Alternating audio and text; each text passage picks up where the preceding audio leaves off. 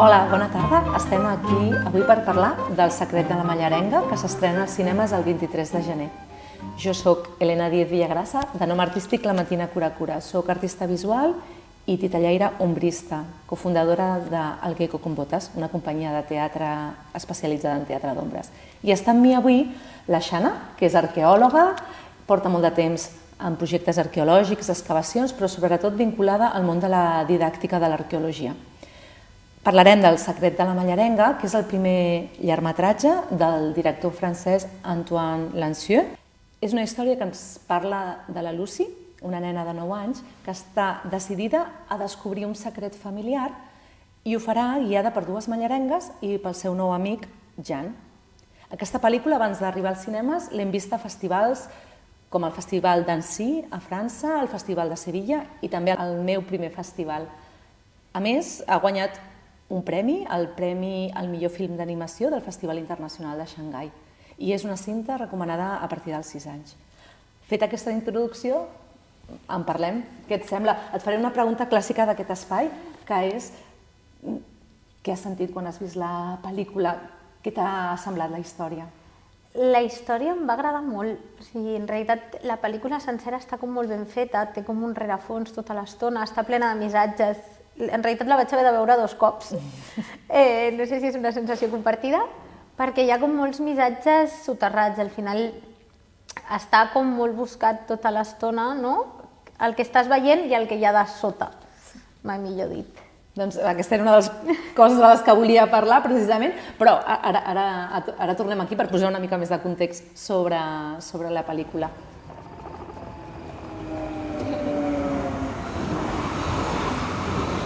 De fet, el director, l'Antoine Lancieux, ho ha dit públicament, que tot i que és una ficció, està basada en un fet real. La Carol, que és la mare de la protagonista, la Lucy, té una història paral·lela a ell, ja que ell vol descobrir també un secret familiar respecte a la seva mare.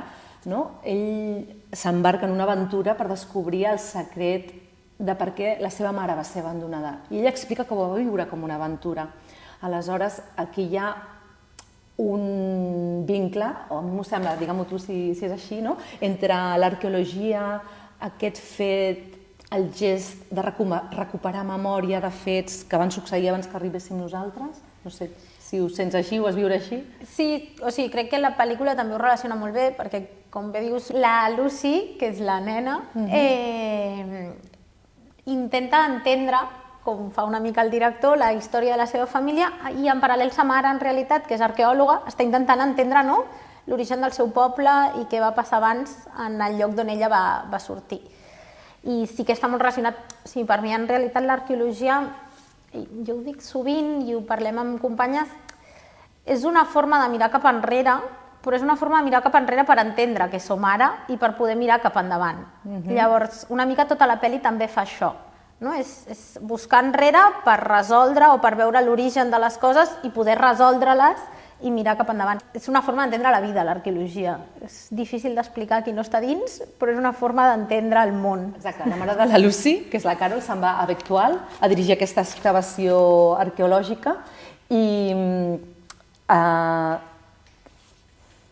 tota l'arqueologia durant la pel·lícula serveix com aquesta metàfora precisament d'això que estàs parlant tu, d'aprendre sobre el passat per entendre's una mica millor i també en realitat està intentant mostrar en alguns moments, ajuda a l'espectador a entrar en aquest món simbòlic per entendre aquests segons plànol, aquest significat. Per exemple, apareix la cova, que serveix també com una mica un símbol d'allò conscient, inconscient dels personatges, allò conscient i inconscient de la història mateixa, allò que sabem, allò que desconeixem, allò que recordem, allò que enterrem en l'oblit. Té una mica de relació també amb... Sí, completament. A més, jo crec que la cova està com... La pròpia cova, que això ja ho descobriran, està plena de racons. O sigui, les imatges que surten a la cova són dibuixos basats en dibuixos reals, prehistòrics. Llavors és com que tota l'estona... Hi ha molts detalls, de veritat, de la pel·li. O sigui, crec que està molt aconseguit aquest tema. I sí que sí que veig com juga el director, no? entre el que ell entén com a arqueologia, que al final és això, no? És intentar entendre què ha passat abans, i com la nena està intentant entendre què ha passat abans, també, tota l'estona. Llavors sí que crec que és com un doble fil que en realitat va tota l'estona lligat.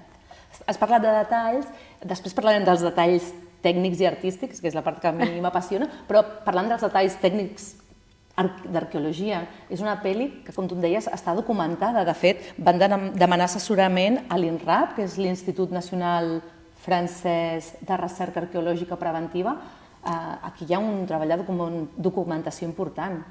Sí, o sigui, en realitat la part de l'excavació és una excavació real, es poden veure els estris, es pot veure com està definit l'espai d'excavació, l'estació total per documentar on surten les coses. O sigui, en realitat està molt ben fet des del punt de vista d'arqueologia i es veu una excavació real. O sigui, hi ha una història imaginària i una història fictícia, òbviament, darrere, però tota la part d'arqueologia, de l'excavació, de la mare anant a un poble a excavar, que al final l'arqueologia té com dos vessants molt clares. Una són els projectes i una altra part és els projectes d'investigació, que és una mica el que estaria fent la mare de la Lucy, i una altra és l'arqueologia urbana, que és el que més passa a la nostra ciutat, per exemple, que és, tu vas a construir un edifici, saps que sortiran restes, s'excaven, es documenten i continua la construcció, però la major part d'arqueologia que arriba al públic són projectes i impliquen un desplaçament, que és el que es veu en realitat a la història. La mare no pot estar al lloc on viu, perquè va a un projecte d'una investigació que està en un altre lloc,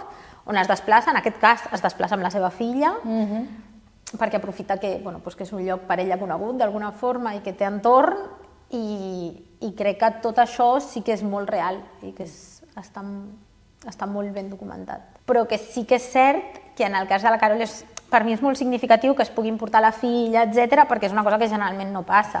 La conciliació en el món de l'arqueologia és molt difícil i és el que ha fet que la major part de projectes d'investigació estiguin dirigits històricament per homes. Perquè si tu has de marxar 4 mesos excavat a Puerca, generalment els homes no tenen problema, però les dones s'acaben quedant a casa. I és el que ha fet que les que venen abans que jo, en realitat, jo les profes que he tingut a la universitat, la majoria no han tingut família. I no és una cosa aïllada, és que s'entén que les dones que tenen família s'han de quedar a casa i més a l'estiu, que les criatures tenen vacances, que és el que reflexa la pel·li. En el cas de la pel·li, la Carol ho resol emportant-se la Lucy, però no és una cosa que passi, perquè si vas a una excavació generalment dorms a un gimnàs o a una escola amb 30 persones més. Parlem de referents, no? Parlaves de les teves mestres, em venen 2 preguntes. La primera és, clar, l'arqueologia no està sempre present en les pel·lícules. Com ha estat per tu d'entrada veure una pel·lícula en què la teva professió està present i a més és una part important de la trama? I l'altra, i la lligo ja, és... I has tingut a la teva història cinematogràfica altres referents d'arqueòlegs, arqueòlogues que no siguin l'Indiana Jones? En realitat el referent més comú és l'Indiana Jones. Les criatures d'ara tenen el Tadeo Jones. I si m'apures una mica està la Tom Raider. Tom Raider se suposa que també és arqueòloga. Però els 3 són 3 patrons que en realitat tampoc són arqueòlegs com a tal. El que fan és buscar tresors, que és una arqueologia del segle XIX i que no pretenia entendre les societats ni els contextos, buscaven tresors. I sí que és cert que en això sí que s'ha canviat molt. I també és cert que una gran part dels canvis els han produït no homes a la universitat, perquè al final, al moment que entren altres persones en la investigació arqueològica, també plantegen nous dubtes. Jo sempre poso un exemple, i és que hi ha un tipus de vasos ceràmics que es donen des de quasi el Neolític, que sempre s'han dit que són vasos per libacions. Un vas compartirà coses al terra mentre estàs enterrant algú, apareixen en contextos funeraris. Casualment sempre apareixen en contextos funeraris d'esquelets associats a sexe femení o infantils molt petits, i algun dia va dir, per què no biberons? I llavors es van començar a fer anàlisis de lactosa i la majoria estan donant positius. Llavors és, fins que algú no es fa la pregunta, no tens una resposta. I és, des de quan existeixen biberons? Doncs des del Neolític. I això implica un canvi en el concepte de cures, en el concepte de comunitat, en el concepte de qui es queda amb les criatures, que no va començar a passar fins que algú no es va fer la pregunta. Em fa pensar una mica en la tècnica que fa servir la pel·lícula. La pel·lícula fa servir, no n'hem parlat encara, artísticament és una aposta molt forta que fa el director, perquè fa servir la tècnica de l'animació en volum, més coneguda com l'stop motion, i ho fa concretament escollint la tècnica del cut-out, que seria del paper retallat.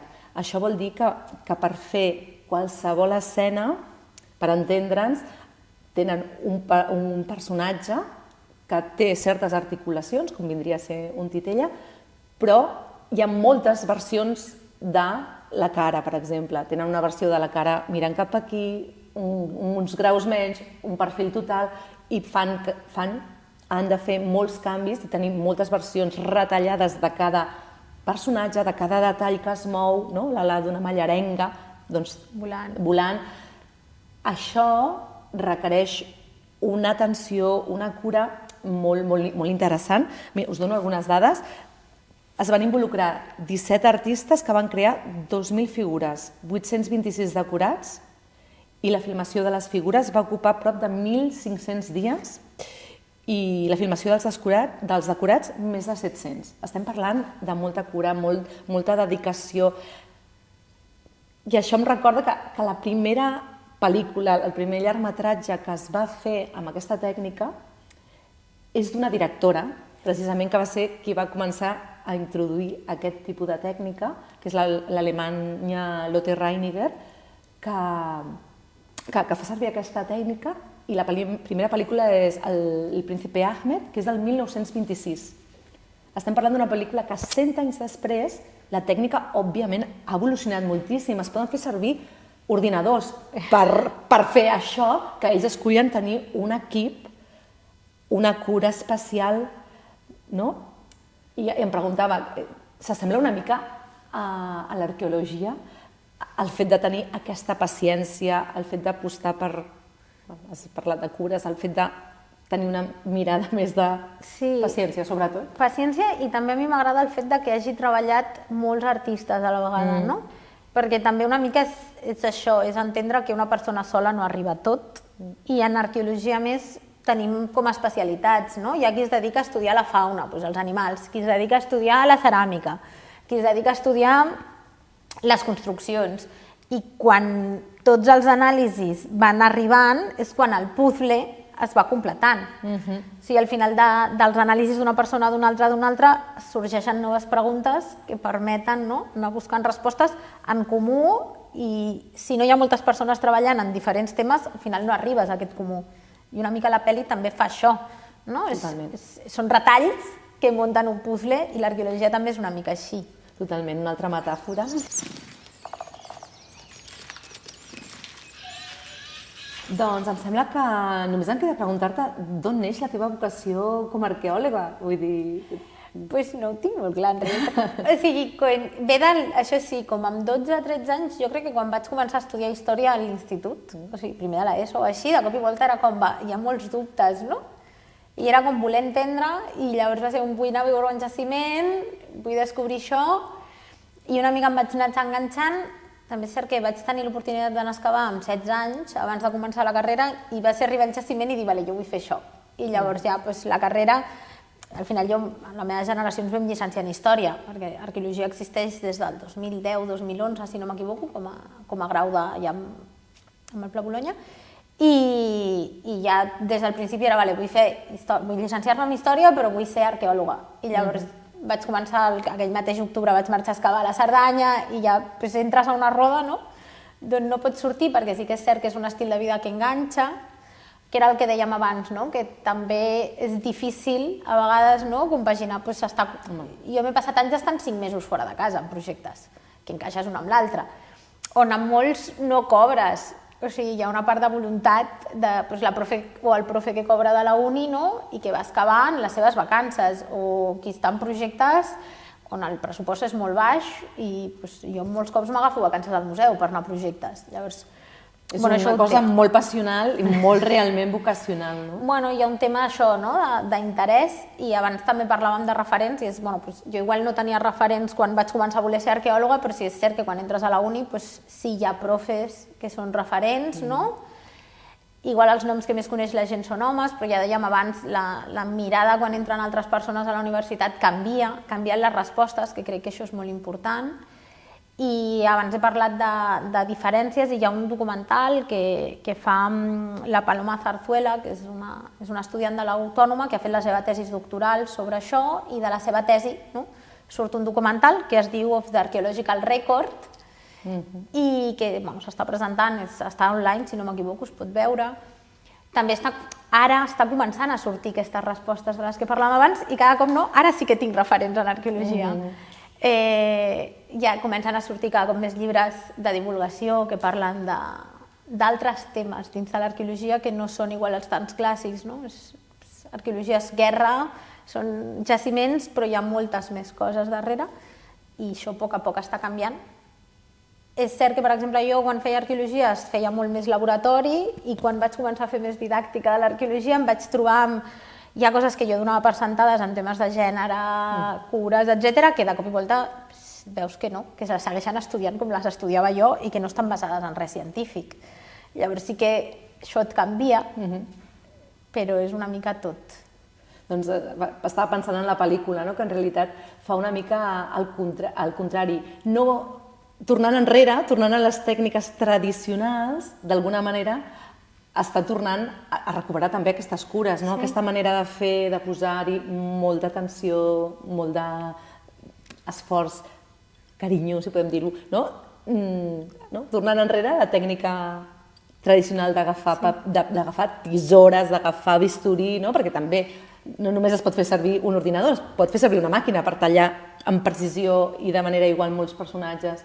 Aquí a l'estudi Folimage de Valens es cullen 100% la tècnica tradicional. També és recuperar una mica una visió més de cures, més de col·lectiu, que deies tu abans. Sí, d'anar a la base, una mica d'on ve això i com ho fem. Llavors des d'aquí poder anar fent. I la pel·li també ho fa, perquè la Lucy ho fa, la Carol ho fa, llavors és com que tota l'estona és això. Està tot entrelligat. Jo crec que sí, està molt ben entrelligat. Això, hi ha molts detalls que quan jo la vaig veure el primer cop i era com, això, aquestes pintures són l'Escó, això és no sé què, si vas veient referències arqueològiques franceses, òbviament, perquè el director és francès, però tota l'estona estan. I llavors és com, això no està fet, això està molt cuidat, que és cap on anaves. Aquest detall, exacte, de cuidar-ho tot. Llavors, a qui recomanaries la pel·lícula? Jo és que crec que és recomanable per moltes... O sigui, és recomanable per majors de 6 anys, diu l'estudi, però és cert que jo crec que igual les criatures amb 6, 7, 8, 10 anys es fixen en unes coses i té un missatge, i crec que per les persones adultes hi ha un altre missatge que no són contraris, al revés, però sí que és cert que igual una persona de 30 té unes referències i jo com a arqueòloga veig altres referències, o sigui, crec que és molt recomanable per tothom, perquè sí que hi ha nivells diferents que, segons estàs tu, pots arribar-hi. Llavors crec que això és molt interessant en una pel·lícula infantil, que molts cops pensem que les persones adultes ens avorrirem, i generalment no, però ho pensem. Totalment, és per tots els públics, podríem dir, aquelles persones que us agradin els enigmes, també i anar trobant els secrets que et porten al final, i també, exacte, les persones que us agradin les coses fetes amb molta cura, la màgia d'aquest fet a mà, també crec que és una bona recomanació. I com a arqueòloga em sembla molt interessant que l'arqueòloga sigui una dona, tot ho he de dir, perquè fan falta més referències. Crec que està guai que en segons quines feines comencin a sortir que no hi ha només homes. Fantàstic, doncs no sé si hem d'afegir res més. Us recomanem molt anar a veure El secret de la Mallerenga a partir del 23 de gener als cinemes. Esperem que la gaudiu.